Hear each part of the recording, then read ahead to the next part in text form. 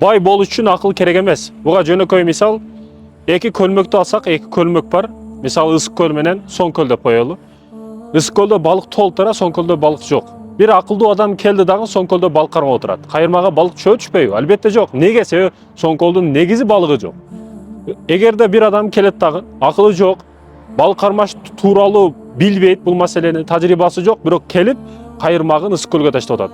Балык өтө көп толтура болгондугуна байланыштуу не? Кайырмак өтө көп түшөт.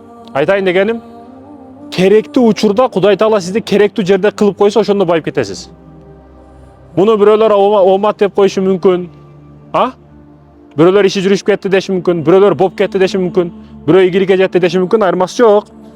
Аллах бербесе эч нерсе болбойт, эч нерсе колубуздан келбейт. Биринчи сигнал Кудайдан келет.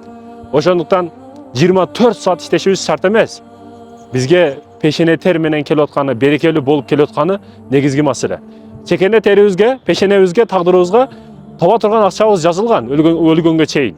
Рызкың бар, ошон үчүн жашап атасың. Жей турган наның жазылган, ошон үчүн жашап атасың сен. Ошону биз табабыз, кааласак, каалабасак. Бирок биз дуа кылган учурда берекелүү кылып алышыбыз мүмкүн ошол нерселерди. Алып аткан нерсебиз берекелүү болсо, 1 сомуң 1000 күнгө жетет. Эгер берекесиз болсо, миллионуң 1 күндө түгөнөт.